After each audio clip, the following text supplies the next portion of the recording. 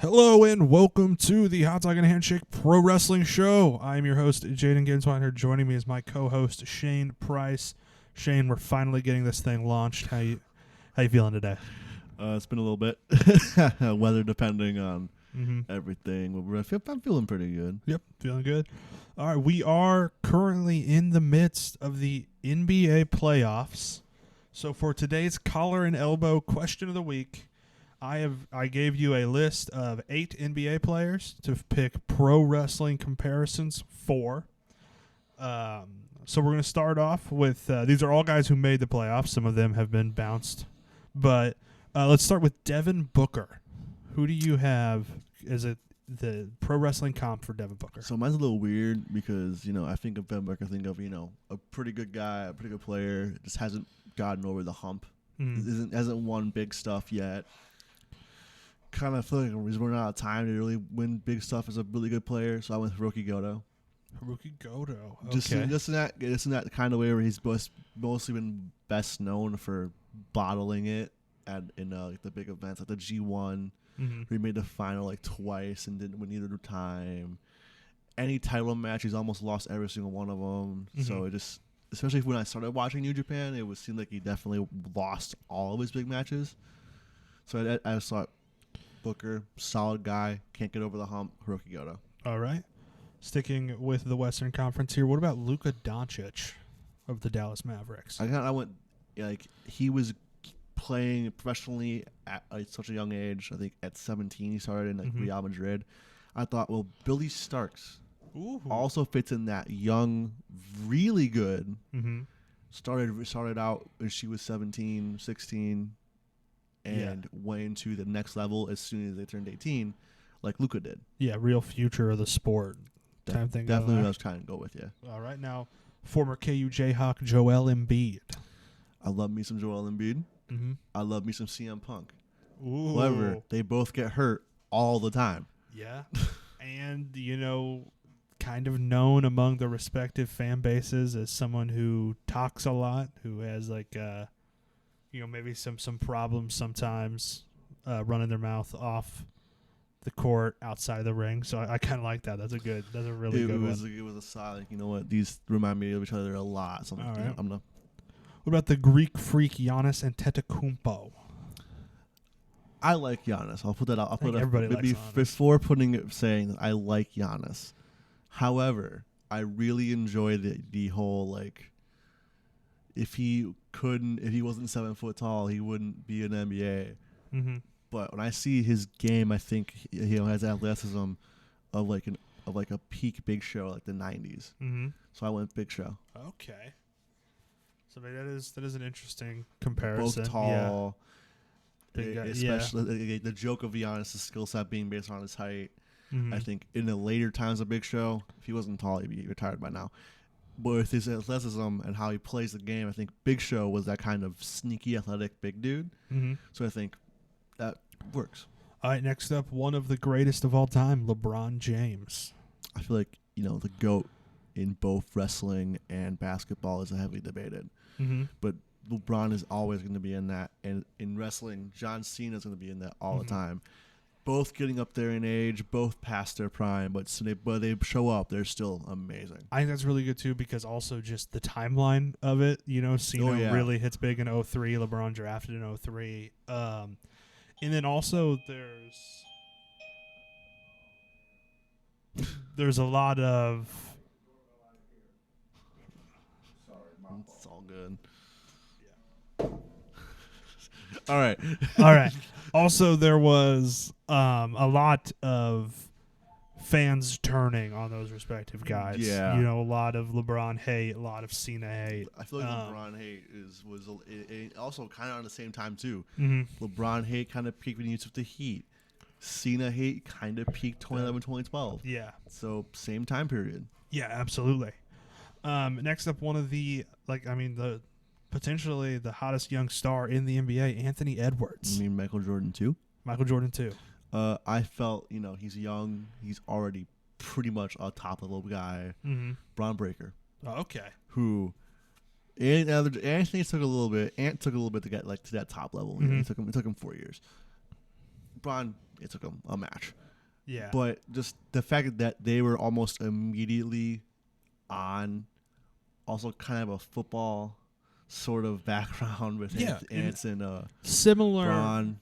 The Anthony Edwards basketball style can kind of be comped to the Braun Breaker wrestling style. I think that's what I think. Like the tenacity and the ferociousness of that's not even a word, but you know what I mean. But what's also nice about Anthony Edwards is that he's also got some of that like Carmelo Hayes confidence. So he's kind of like a merging of the two big like NXT 2.0 best guys. NXT of two. He's the best NXT 2.0. He's a basketball player. But he's also got a supporting cast of like a Rudy Gobert who could be the Baron Corbin of this whole thing. Yeah, that's a crazy comp. That's awesome. I know. That's an awesome comparison. Rudy Gobert wasn't even on the list, but that's a great one. Moving on, we got Jason Tatum of the Boston Celtics. I don't remember why I put this guy down, but I put Randy Orton down just as a, kind of like a. I don't remember why I put this down, but I'm trying to think on a spot here. If you want to chime in too, you could. One, there's the idea of carrying the legacy. Yeah. Tatum of the Boston Celtics, Orton coming from a wrestling family. And also, I don't know, Orton's a guy who in recent years hasn't been getting, like in kayfabe, getting over the hump. He hasn't been getting really over into winning world titles. And Tatum's someone who hasn't been able to get over the hump. So potentially there's a storyline in the future with Orton, and potentially Jason Tatum eventually finds himself on top. So that kind of similar points. Let's go on to the MVP of the league from 2023-2024. And 21-22. Yeah, the three-time MVP, Nikola Jokic. I feel like apart from how Jokic does not like basketball, this is his job, which I love. Gunther. Total and complete domination. Yeah. I just dissecting opponents. And the way that it seems so effortlessly easy for Jokic to be good at basketball, it is the same way that Gunther makes wrestling look effortless. Yeah. And if you didn't know, you could also almost think he didn't want to be there. You know what I mean? I mean, yeah. Like his whole like demeanor in the ring and in his entrance, it's like he's going in, he's doing his job. He's leaving the mat. He 1, 2, 3. That's it. He's gone. He's leaving. Yeah, absolutely. I think that is. Ride his horses in Serbia. That's probably the best comparison right now, and hopefully, very soon we will see Gunther winning the titles. Kind of like Jokic has. All right, time to move on. Not a lot of outside the ring news. We got a little bit from AEW. First off, Willow Nightingale to defend AEW's TBS title against Tam Nakano at Stardom Flashing Champions. What do you think of this matchup? I don't have to ask me. You probably already know my thoughts. Yeah. This is great. Both these wrestlers are absolutely sensational. Tam Nakano might be one of the best Stardom has right now, if not ever. So this is going to be a great match. Yeah. I cannot wait. We'll definitely bring more eyes to Stardom. We'll bring more eyes to Tam Nakano, who's very deserving of that. So, yeah, that's pretty good. And then in some less fortunate news, Chuck Taylor's retirement seems to be legit. Looks like his last match was on Rampage in the parking lot brawl. I mean, what a way to go out, though. Trent Beretta, yep. What a way to go out. Absolutely perfect. A long, lengthy career. One of the, I guess, underappreciated careers, I'm going to say. Because him as a heel, it just isn't talked about. Everybody's talking about the best friends. Yeah. Everybody talks about the best friends. Well, that's what most people saw. Well, yeah, that's what most people saw, but nobody really like a deep dive into heel Chuck Taylor, Stokely Hathaway getting the contractual rights to the name and date of birth, social security number, and the women of Chuck Taylor as well. So that that part is good. No way, but I think that brings me to a storyline where they just have Stokely get the naming rights to Chuck Taylor again and act like nothing happened. Yeah, I think it would be funny if Stokely just kept bringing in different independent guys and trying them out as the new Chuck Taylor, and he just can't find one he quite likes. The Fighting Taylor Boys. Bring back Brian Cage Taylor. Cage Taylor. Dude. That's great. Outside of the ring, of course, the Best of Super Juniors kicked off recently. The Bosch. Right now, leading the A block is Teton, who is 2-0, as is Blake Christian in that block. They're both 2-0. So that's 4 points. And then Hayata, Kosei Fujita, Kevin Knight, El Desperado, Clark Connors, and Yoshinobu Kanemaru all have 2 points. TJP and Bushi sitting with 0. They are disrespecting my man Bushi. Over in the B block, though, top guys with 4 points, we have Ninja Mac, Kushida, and Taiji Ishimori. That is far and ahead a better leading group than Block A. Then coming in with 2 points, we have Sho, Francesco Akira, Robbie Eagles, and Doki. And then Hiromu Takahashi, Dragon Dia, and Drilla Maloney all have 0 points. I really hope Dragon Dia gets a big run in the tournament. I think I talk about underappreciated guys. Anybody from Dragon Gate kind of fits in that underappreciated guys list to me. So Dragon Dia will be there. Hiromu, I kind of hope he doesn't win a match. I think that could lead to something big. The spiraling of Hiromu Takahashi. Takahashi. Like a spiraling that leads him to maybe jumping into the heavyweights. The heavyweights. Because Naito is. I hate to admit it, but Naito is sunsetting his wrestling career. Turning heel? Well, he's already a heel. Oh, he's already a heel. That's true. I mean, turning heel on the heels. Healer. I mean, yeah, he's already a heel, but if you watched it's New Japan, the Hiromu Ali match, like, people still love Hiromu. Los Ingobernables is a heel faction at heart that just is not a heel faction. Yeah. It's not. So, heel champions don't get interrupted and saved by the face guy he just wrestled. Yeah. So, I don't know. We'll see what that does. I think worst case scenario here, they have him join the House of Torture. And then in other New Japan news, the Despy Invitational will air on NJPW World on June 10th. It'll be a pay-per-view. It'll be a $20 pay-per-view.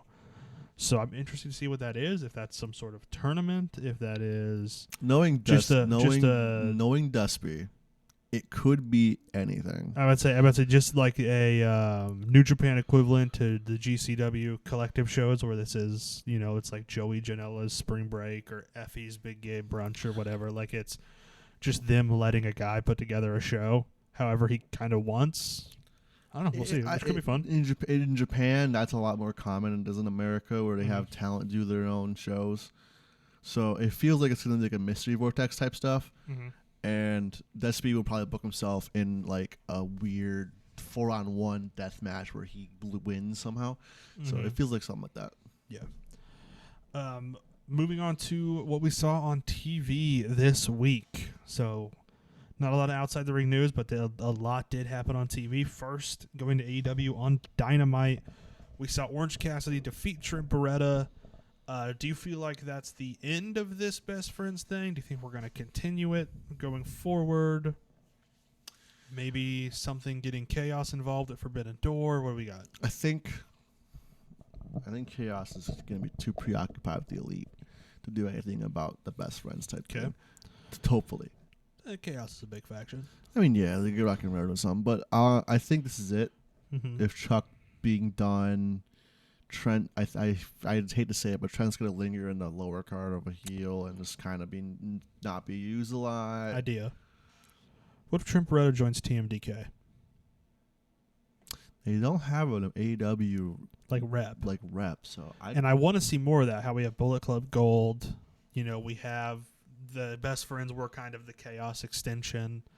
Don't really have Chaos anymore, but Chaos is kind of as a whole just out. If Okada is kind of just like treading water, trying to figure out what they are. I mean, it's kind of keep the United Empire without Ospreay, which we're also kind of now getting on the AEW side. The United Empire kind of like it's kind of moving over to AEW. Except like Hinare and Great Khan, Francisco and Great Khan. So we're gonna kind of get. So I kind of like this where there's kind of two sides of the factions. Kind of a better version of like having NWO Japan and the NWO. NWO Japan was stacked though. That's the issue. Well, yeah, but like the better version being the American side. Right. Yeah. Okay. I guess you're right. Because by that point, NWO was NWO not much. was not very good, but NWO Japan was. So I don't know. I think it's interesting to see where this will go. I mean, Shibata could get involved. I mean, Hook seems preoccupied. Shibata getting involved, if anything, is always my plan. Yeah. That's in case of emergency, break glass. And it's I mean, Shibata. it worked with Jericho, so. Yeah. And then in the women's title picture, we have Serena Deeb and Toni Storm, right? Serena Deeb cuts a babyface promo about experiencing seizures, her road back. I'm just not into Serena Deeb as a good guy. Happy for Serena Deeb Mm-hmm. that she can come back from the seizures. Yeah. However, pull up her marriage certificate, and that's all I need. Like, Who's she married to? Marty Skrull. Ooh. Yikes. So I'm with you on that, or I just But don't. I mean, I think she had a pretty solid character as a heel. And yeah. Toni Storm's character can be a whatever. Yes. So exactly. like that's the thing. Like, within the show, I just think that Serena Deeb works better as a heel that just picks apart her opponents. I mean, she's like that's was her whole shtick is like Yeah. the Serena Academy. Like, yeah, like that works much better than babyface Serena Deeb. And I know that the ratings matter and yeah, all that. But like if you have to satisfy the ratings, just have her challenge Willow on Dynamite. Willow wins, find some way to make it advance the Mercedes story. Like there's other ways around. Give her a Ring of Honor title shot. Like something like that. Like she's not an AEW women's title talent to me. No, like but also on the other hand, Athena versus a heel Serena Deeb sounds awesome. It does. So I don't know. So then we had Swerve and Christian Cage cutting promos. I thought their promos were pretty great. But then the big thing that came out of this was that Brian Cage, I believe no relation to Christian Cage, and the Gates of Agony turn on Swerve, which was absolutely the right choice. Oh, 100%. Like you can't have a babyface champion with this heel backup. It just doesn't work. It doesn't work. I think it would have been kind of funny for like a week of like Swerve of like them interfering in Swerve's matches, Swerve getting pissed at them for doing so, and then leaving, but turning on Swerve. 110 is the right idea. This could build. Do you think they join the patriarchy, or just go off? I hope not. No, I don't. I think Brian Cage just takes his two other big dudes and makes the first ever big dude stable, and just wreaks havoc on Swerve for the next month. Double or nothing, not double or nothing. Title shot. They don't cost Swerve, but they run it after Swerve's match. Yeah, ruin the celebration in Vegas. I definitely think this could be a jumping off point to build up Cage and the Gates Agony, and get the Gates Agony to be real tag team contenders. Get Cage to be like a real guy in the singles division, like maybe looking at Cage versus Adam Copeland, something like that. Brian Cage, that is. So I don't know. We'll have to see. But speaking of Adam Copeland, he did retain against Brody King. How'd you feel about that match? I think it was once again a banger. Yeah, pretty awesome. Adam Copeland is physically incapable of not having good matches. Yeah, what was WWE doing? Doing a Edge retirement run. Yeah. Why was he not on TV every week? Because they were doing the Edge retirement run. He wrestled 2 title matches this week, and they were both really they good. Were both bangers. Like I don't know. Yeah, why they thought they needed to do the Edge retirement run. See, I'm a huge Brody King fan, but even I knew he wasn't gonna win. But either way, like I was like, this is a really good match. Yeah, it was really fun. And then on Collision, I didn't get through all of Collision because usually Collision takes about the amount of time that I take to write the notes, but that's with me skipping commercials. And for some reason this week, YouTube TV decided that I wasn't allowed to skip commercials on Collision. So I got halfway through the Harwood-Tommy Billington match, which was pretty good so far of what I've seen. But what was very, very good was Ospreay and Lee Moriarty, which was just incredible. I don't know if we really need to spend more time on Collision. Copeland retaining against Kyle O'Reilly. Some more storyline advancing. A lot of stuff happened in WWE this week, though. Yes, it did. So we do got to get to that. First, we kicked off the King of the Ring tournament with, this is on the Raw side, with Jey Uso defeating Finn Balor. Couple questions, though. Why did Finn Balor think that he had a first-round bye when it was announced hours before the show that Uso would replace Drew McIntyre due to injury? Does Finn Balor not have the internet? I believe he lives in his own dream world. So did Adam Pearce remember to tell everyone on Earth except for Finn Balor? Because that was just a really weird thing to me. Because that's what Jim Cornette would do, and he was doing his Idols booking style. Yeah, because it's not like that. It was leaked by Wrestling Observer or Fightful or something that Jey Uso was placing McIntyre. There was a video on WWE social media accounts of Adam Pearce announcing Jey Uso as the replacement for Drew McIntyre. So it was already official in WWE canon. Yeah. I don't know. Anyway, that match was whatever. The real thing we got to talk about is Ricochet and Ilya Dragunov. I mean, wow. This is, I think, what I expected from these two? Yes, but not on an episode of Raw.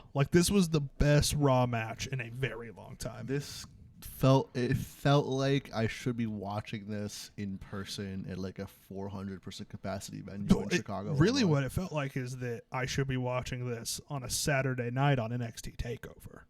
That's what it felt like to me. This is something I should be watching, with SummerSlam being tomorrow. But it was just an episode of Raw, and it ruled. And I think it got Ilya Dragunov super over with the people who don't watch NXT. I think he's immediately just shot himself up the card. And then two, it feels like they're doing something real with Ricochet. He won the Speed title, which already doesn't matter because he didn't even wear it on TV. After the match, they released a video of Ricochet being the losing has to stop, even though he just won a tournament for a title. So obviously the Speed title isn't anything. No, but which we knew it wouldn't be, but still, it's officially nothing. So Ricochet, it feels like something's brewing, and I think we can make something out of this. And then of course the main event was Gunther and Sheamus, which is gonna be insane every single time. I do though. I don't know if you noticed this. The only person Gunther cheats against is Sheamus.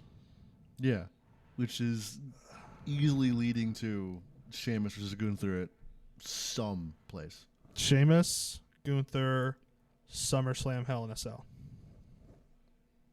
I think just no holds barred works. Yeah. But also, the Cell would be a lot more fun. So I get your point. And the Cell keeps Kaiser out. So I don't know. So that was the King of the Ring on Raw. So we saw Jey Uso, Ilya Dragunov, and Gunther move on. And then in the Queen of the Ring, we saw Io Sky beat Natalya. Right choice. People said it was a good match. I don't know what you think about it. I feel like you as a Natalya hater. I figured you would. Yeah. People said it was a good match. Yeah. I do not like Natalya, so I skipped it. Zoe Stark defeated Ivy Nile, and Lyra Valkyria defeats Dakota Kai. The Raw side of the Queen of the Ring bracket feels a lot lighter than the SmackDown side. Like, it feels like we're almost guaranteed to see the Queen of the Ring come from SmackDown. But in contrast, the King of the Ring is loaded, like, pretty much top to bottom. Like, there was one match on SmackDown that was kind of a dud, but that was because of an injury replacement, because there's a huge injury bug going around now. between Rollins and McIntyre and Lashley, and Zelina Vega. Just everybody's getting hurt all of a sudden. And then other things that happened on Raw. What did you think of the CM Punk promo this week? It's always good. This one felt not as good as the rest to me. The crowd was kind of dull, but it feels like we're in a holding pattern. As feuds go, we are in a rest hold. We're in the rest hold before the fans start clapping and get out of it. Right as Punk apparently starts to be, close to ready to wrestle or potentially just ready to wrestle, Drew McIntyre gets hurt. Yeah. So it feels like we're just kind of now waiting so that the Punk promo, it just feels like the same pretty good promo every week. Like, I mean, every time Punk is talking, I'm locked in. He's just one of those guys for me. So, I don't know. The reference to the All-In fight was whatever. I didn't even really catch it at first. It took me like 10 seconds to realize what it was, but it's whatever. Also, I'm kind of turning on Pat McAfee. Really? Yeah. I think Pat McAfee is like the Punk stan in the announce table. Mm-hmm. I don't know. He's just getting kind of annoying. It reminds me of the Miz and Cole. Not as bad, but like. So at first with McAfee as a commentator, I was so down with it because I was riding off the high of Pat McAfee as a wrestler. But now he's just back to the same shtick that made me not like him as a podcaster. Right. Because I'll like the occasional Pat McAfee clip, but I just can't deal with his shtick enough to watch the whole episodes. And we're kind of there with him. He's not as bad as Booker T. Booker T is still the top of my commentary shit list. But Pat McAfee, I'm kind of getting annoyed. And I think it's amplified by how dumb the yeet thing is.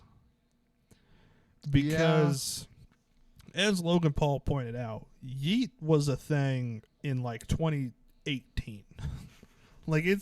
It's been dead. And then Jey Uso started doing it. And it's really dumb and cringe, and I just don't like it. And I think that is the main reason why I'm not really digging Jey Uso right now, too. Yeah. Is that yeet is his character. And I was his character is a Vine from 2017. I was done with yeet by my freshman year of high school. Yeah, this is like. Yeah, this my mom was saying yeet in 2016. Yeet is done. I don't know why we're doing this. Anyway, Becky Lynch, Liv Morgan, low key one of the more interesting things happening in WWE right now. Because there's a few things here. Morgan's promo was probably one of her best promos this week. Becky Lynch is always a fun, not necessarily a traditionally great promo. I don't walk away like, oh, that was awesome. But we always have some fun, right? Yeah.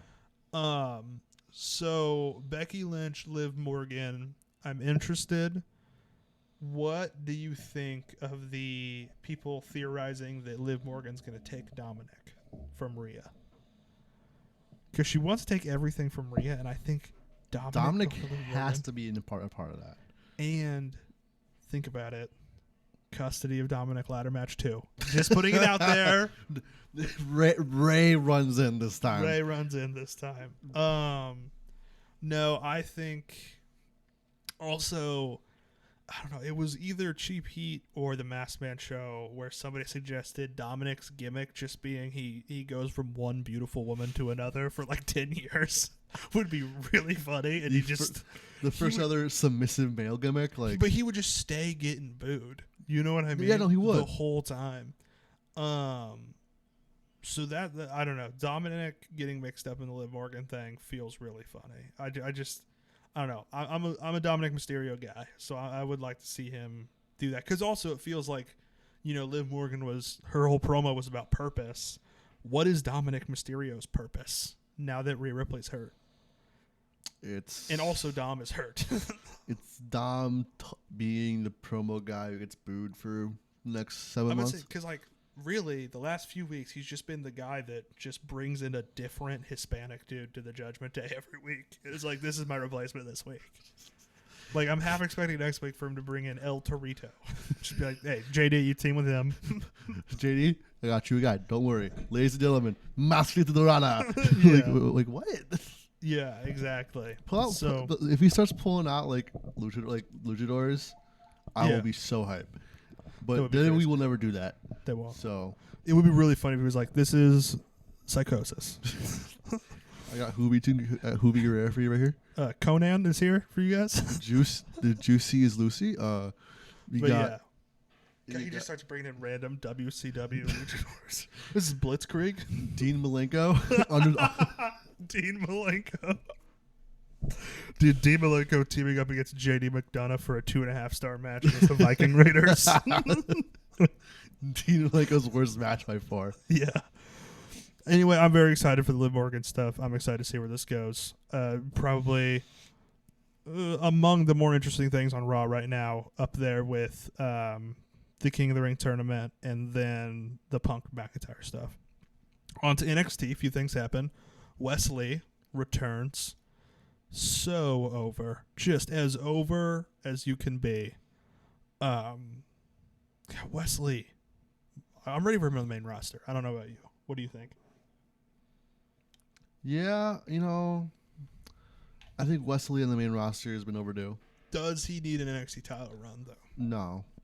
I don't think he does. Not everybody needs. Well, yeah, I mean, Ricochet didn't have one. Like an NXT run. But it feels like everybody's getting the NXT run before they get up to the main roster. Yeah. Like Braun Breaker got like 2 before we got 2 when he didn't need 1. Mello had 1.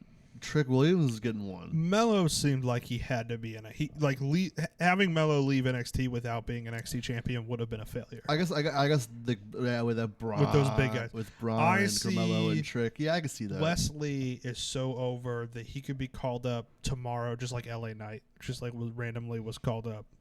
Except for they won't change Wesley's gimmick this time. Wesley won't be a male model. Wow, we only like that. Hey. MXM is on fire on the Indies. They could bring it back. They could bring it back. It's true. We also saw Noam Dar challenge Trick Williams. What do you think of Noam Dar kind of finally weaseling his way into a main event run? At the beginning of last year, if you asked me this question, I would have laughed at you. Mm-hmm. I forgot Noam Dar was in the company until they released 2K23. Mm-hmm. So I think this rebound's been pretty good. Because I remember there is a hole where Drew Gulak used to be that needs to be filled. Yeah, I mean, Noam Dar, what a journey! I remember liking him in the Cruiserweight Classic. Yeah, and liking him as a 205 guy. Kind of fell into the obscurity of NXT UK. Pulls himself out with this metaphor thing. They've been doing pretty good work. And I think it's deserving, and also big ups to Noam Dar because for multiple years in a row, he was like the lowest rated guy in 2K. Like the rib mascot guy had a better overall than Noam Dar. Of course, Ribby was the best character. Yeah, and was definitely not disgraced jobber under there. Yeah, so I don't know. It's awesome for Noam Dar. I like seeing that. So we're going to see him against Trick Williams, probably set up some sort of battleground thing. I think that's happening in June. And then Roxanne Perez retained her title against Chelsea Green. So I've heard a lot of good things about this match. I couldn't get to NXT this week, but a lot of people were liking Chelsea Green's NXT appearance. She's great. I kind of wanted her to fluke win the Battle Royal a few weeks ago and become women's champion. Even if that just meant that she lost like the next week or just held it until Queen of the Ring, like it would have been fun. On to SmackDown, a couple things came out of this. We'll talk about the King and the Queen of the Ring first, and then I think we'll have a bigger conversation about something else that happened on SmackDown. But King of the Ring, Carmelo Hayes beats Baron Corbin. Tama Tonga beats Angelo Dawkins. That's the one kind of dud I was talking about. But I have a question because Bobby Lashley has to step out. They go with somebody from his faction. Why on earth was it not Montez Ford? I don't know. What's wrong know. with Montez? Like, does he have some secret ankle injury or something? They refuse to give Montez Ford any kind of singles push. Yeah. It's just so funny to me. Mm-hmm. And then Randy Orton defeated AJ Styles in the main event. One of the better matches I saw this week. Just a classic SmackDown main event that's probably just going to get lost to time. But if someone ever goes back and watches this year of SmackDown on the network, you get to that Orton AJ, oh, wow, this is actually like pretty good. Like 20 years from now, we'll like rewatch Edge now. They're going to rewatch like 2024 SmackDown. Yeah. And you'll come across it. It'll be a pretty classically good SmackDown main event. On the Queen of the Ring side, we had Nia Jax defeat Naomi, Jade Cargill defeat Piper Niven, Bianca Belair defeat Candice LeRae. I didn't feel like any of these matches really stood off the page. They didn't really stand out when I watched them, but also none of them really got much time. So it is what it is. You had to fit so many matches into SmackDown. It happens. Cody Rhodes. Nick Aldis revealed the newest challenger for Cody's title, and it's Logan Paul. And they're doing a title for title thing. What are your thoughts? There's my thoughts. Yeah. My thoughts is it's so not interesting. One, the U.S. title doesn't mean anything. The U.S. title basically means as much as the speed title, right? Logan Paul hasn't been defending it. He hasn't been on TV every week.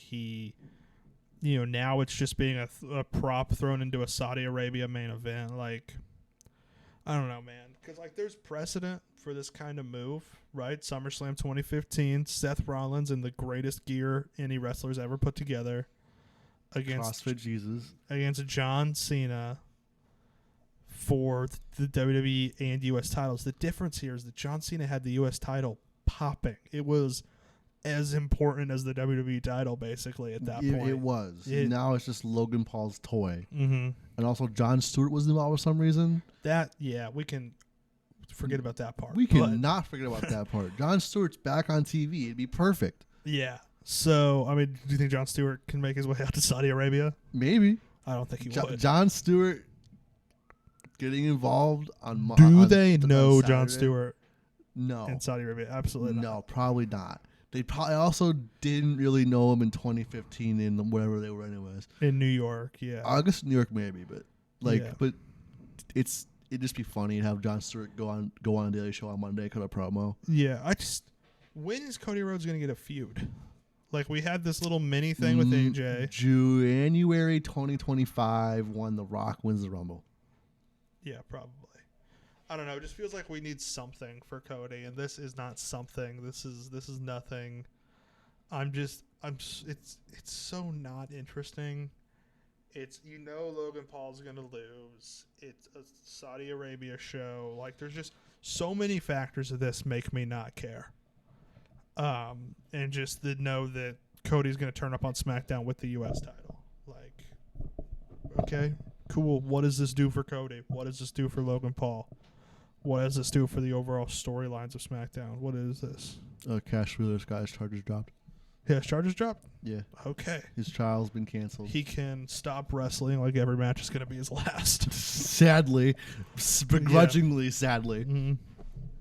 Yeah, the Cash Wheeler, rest in peace, Cash Wheeler criminal run, 2023 to 2024. Cash Wheeler's trial has been canceled. They're not moving forward with any more trials. So, yeah. Sadly... He'll go back to his regular awesome wrestling self. No more Perk Angle Cash Wheeler. Yeah. So anyway, just any more closing thoughts on Cody Rhodes and Logan Paul? I think it's a bad feud. Mm-hmm. I think Logan Paul getting another title shot makes no sense.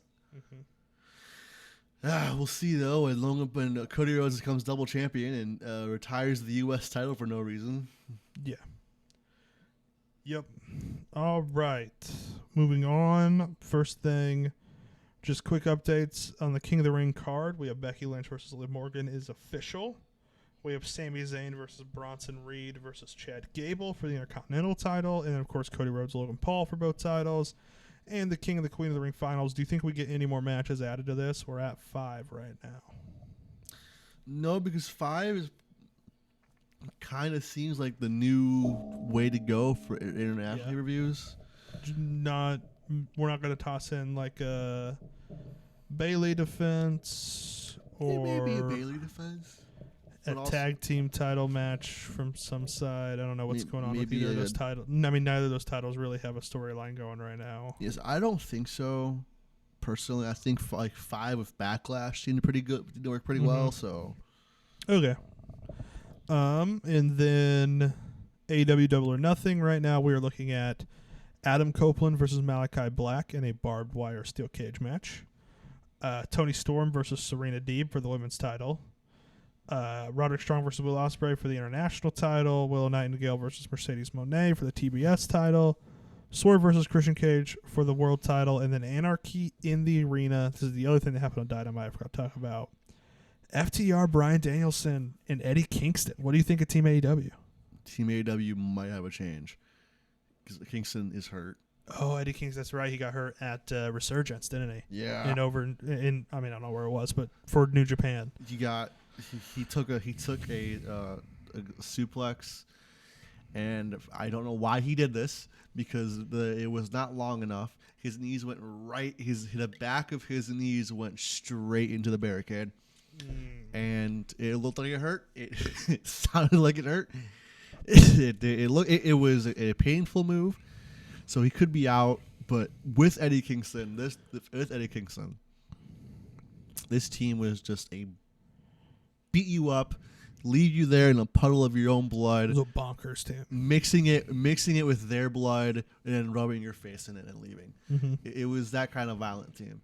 Without it, I think you just need to call in a member of the House of Black. I feel like in terms of the violence. But does the House of Black care about AEW versus the Elite? I don't think they would. Yeah, but all you gotta do is tell Brody King he gets to choke somebody, like, deal. Just sort of mosh pit in the ring. It'll be fine. John Moxley. Japan. He's gonna be in Japan for Double or Nothing? He's the champion. They're not gonna. There's no way that they're allowed to do this. Okay. He Who has are to some go job other to evil, man. Hardcore style guys who can pull that off? I don't know. Who do you think will replace him? I feel like you just Daniel Garcia on the Garcia has to be in it. Has to be on the table. Shibata? I guess Shibata. Yeah, Shibata. I mean, I guess Shibata could. Orange Cassidy? No, I feel like he's doing something else now. I'm just trying to think of very AEW coded guys who would put their bodies on the line for AEW. I think it's Daniel Garcia. Personally, probably Daniel Garcia. He has history with FTR. Yeah, I'm trying to think if there's anybody Danielson would bring in. I mean, Claudio, potentially. I mean, and how mad would Eddie Kingston be that Claudio replaced him in Anarchy in the Arena? Yeah, I don't know. I think it's interesting when Eddie comes back, Eddie also could just show up. It is Eddie Kingston. It is Eddie Kingston. He's done worse to his body. Mm-hmm. Absolutely. Moving on to our favorite things of the week. If you're new here, this is where we highlight our 3 favorite things of the week. So I hand out the gold, silver, and bronze hot dog. Shane hands out the gold, silver, and bronze handshake. And as always, Shane, let's start with the bronze handshake. Who are you giving it to this week? There's a lot this week. I'm going to give it to just Dynamite, I guess, as a whole. Okay. Just, it seemed like a pretty good episode. Yeah. And Dynamite's never bad. Yeah. I gave my bronze hot dog to Randy Orton AJ Styles from SmackDown. That was a pretty good match. And I mean, I fully went King of the Ring with mine. So that's fair. What gets the silver handshake this week? I went with that match. Orton Styles? Orton Styles, yeah. I think that was a pretty solid match. Mm-hmm. I feel like our goals are the same. I've Ricochet Ilya. Yeah. Yeah. I went with Gunther Sheamus for silver and then Ricochet Ilya for gold. That's a good silver. I didn't have that on there because I kind of liked the whole dream match type thing of Randy and AJ. Yeah. I don't think they've had a match with each other before. Let me find out. AJ Styles. They didn't have a WrestleMania match at some point, did they? I don't think so. Where they were just randomly thrown together. They might have been. I don't feel like it. I don't know. Let's see. They were in that 4-way at the Royal Rumble. They've had tag team matches with each other. They wrestled on Raw in 2021 a couple times. This was in peak. Every week it was just the same matches. Era. They've been in the same... They've wrestled on Raw a bunch of times. Yeah, WrestleMania 35 they wrestled. But okay, so it's not super memorable, obviously. Obviously, yeah. I feel like it's been a while, so... Yeah.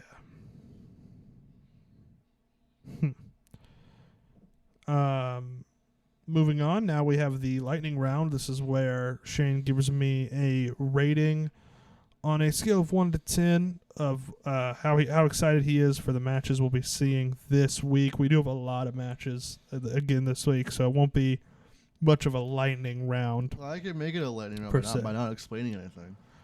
First off, on Raw, we have Becky Lynch versus Dakota Kai. I would say an 8. Yeah, I think it's a pretty good one. In the Queen of the Ring tournament, we will have Zoe Stark versus Lyra Valkyria. A 7. Okay. I'm interested to see what Lyra does on the main roster. And Io Sky versus Shayna Baszler. Ooh, this one is gonna be one of those ones where you can hear the kicks from like the 300 levels. So I'm gonna say a 9. All right, in the King of the Ring side, we will have reportedly the main event: Jey Uso versus Ilya Dragunov. I hate to say this. This is probably going to be Ilya's worst match at WWE. Okay. No offense to Jey Uso, but Ilya Dragunov will kick the utter crap out of Jey Uso and win the match. So it'll be an 8. Yeah. All right, and then Kofi Kingston versus Gunther. This one is one where it fits Gunther's style. But also, this match will lead directly to the greatest match on any WWE show ever. I'll give it an 8 as well. All right. So for Queen of the Ring, Zoe Stark, Lyra Valkyria, who do you have winning? I think Lyra's going to win. Lyra. Io Sky, Shayna Baszler. Io, yeah. I think Io goes to the finals from the Raw side. I think so, yeah. Jey Uso, Ilya Dragunov. Who's winning? Ilya. And then Gunther, Kofi. Gunther wins Kofi. So we get Gunther, Ilya, and Lyra, Io next week. Yes. Sounds pretty good. I can't believe they're gonna. And they better give Gunther Ilya 30 minutes. I'd say yes. I saw some people talking about this. The other thing is, think about this as European Cena and Orton. Like, it's gonna happen a bunch of times over the next 10 years. Some of them will be on Raw. Some of them will be on SmackDown. Some of them will be on Payback. Some of them will be on WrestleMania. But Bash and Berlin has to be on Bash and Berlin. Yep. It is mandatory. Yeah. Next up with NXT, we have some qualifiers for the NXT Women's North American Tournament. Ivy Nile versus Lash Legend. What do you got for that one? I hate to say it, I'm just not really intrigued. Yeah. At this point, at this whole tournament, but I'll give it a 6. It's wrestling. Seems like something that'll pick up as it goes along. Yeah, I feel like I'll be excited more in like the Ivy Nile, Lash Legend 2, some powerhouses. It'll be fun. Izzy Dame versus our girl Sol Ruka. I feel like any Sol Ruka match can't be not that exciting. I'll give it a 7. All right, and then we're gonna get Noam Dar versus Javon Evans. Any match with Javon Evans is an instant 8 or above. So 8. On Dynamite, we are going to get Toni Storm versus Harley Cameron. A lot of people saying Cameron's match with Mariah May was one of the best she's had in AEW. Carrying that momentum in, what do you give this match? I'll give it a 7. 7. The United Empire's Jeff Cobb and Kyle Fletcher versus the Blackpool Combat Club's Bryan Danielson and Jon Moxley. I swear they've ran this whole Jeff Cobb hired gun thing more than once. Jericho did it like way back in early Dynamite, didn't he? Against Jon Moxley. So they're rehashing it, but this one will be just as good, even better than that one because the United Empires, Kyle Fletcher and his weird haircut from Schaumburg, Illinois. I'll give it a 7. All right. Next, we have the Young Bucks versus Christopher Daniels and Matt Sydal. My friends are really excited about this, but I'm just not, at all. Yeah. And I like Christopher Daniels. I hate this Young Bucks character, but I hate it because it's how the character is.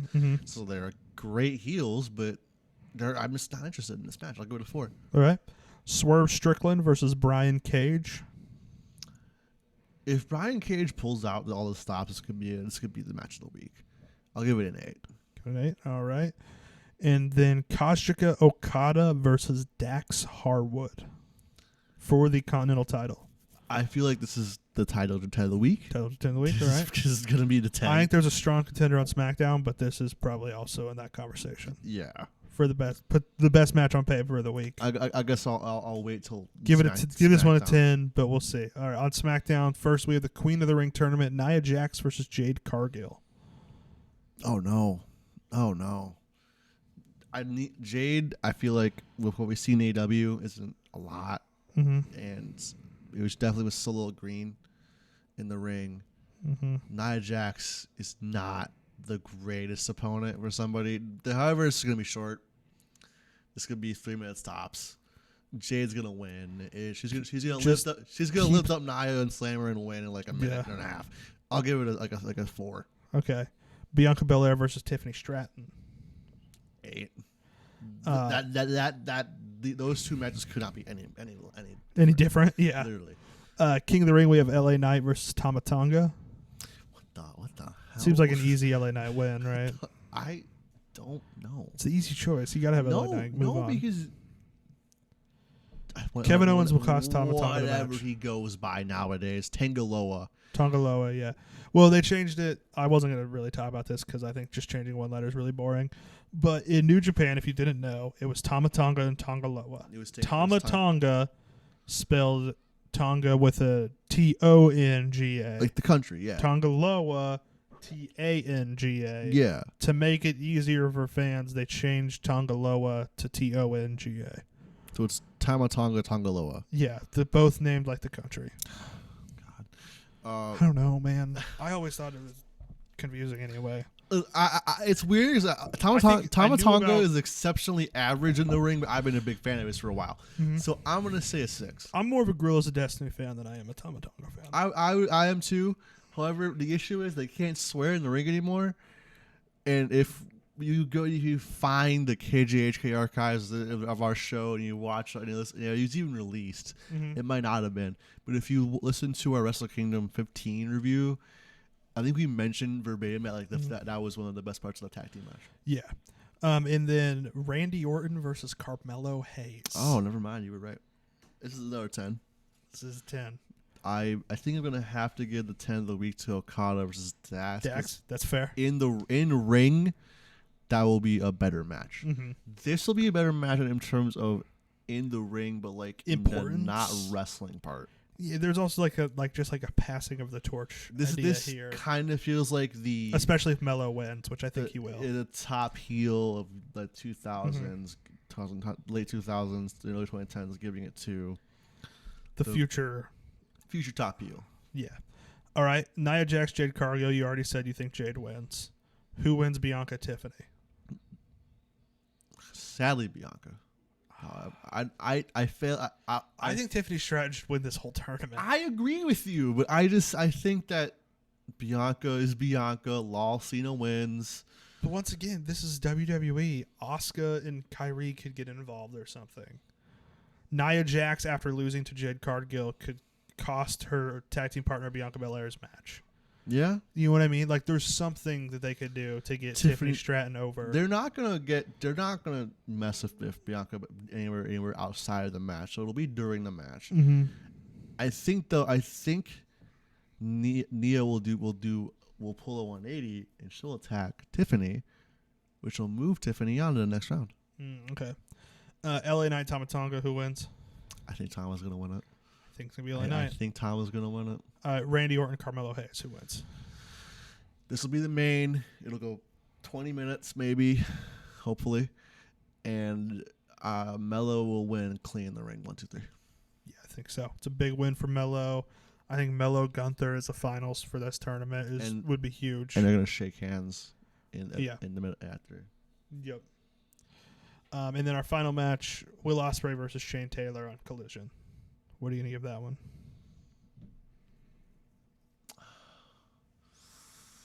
This is Rampage, right? Collision. I'm always big on Shane Taylor. Yeah. Ever since he sat like a section away from me with his big old water jug at Global Wars 2017 in Chicago Ridge, I've been a big fan of him, so I'm gonna say a 7. So all right, good. Will Ospreay, top of the card. When we did our comparison at the beginning of the show, I forgot to mention this. When I sent you that, Will Ospreay felt like a good Tatum for me. Yeah. There's a green factor in there, of course, but also just guys who just are the top of their sport right now and are just kind of similar career path timeline too. Because around the time Tatum was being drafted was like super junior Ospreay. So I don't know, but yeah, that's what we're gonna see this week. I think it's gonna be another exciting week in wrestling. I'm really digging the King of the Ring tournament. The Queen of the Ring's been fine too, but it's just not the King of the Ring stacked. Really excited for what's happening on AEW Dynamite this week. Anyway, thank you all for listening. Thanks for coming back, and can't wait to keep this going. Really, really get this, make something out of this. So I cannot wait for classic reviews to come back. Oh yeah, we'll get classic reviews. We'll start doing those soon too. We got to figure out a schedule for those, but that should be coming up. I'll figure it out. All right, thank you for listening. We'll see you later.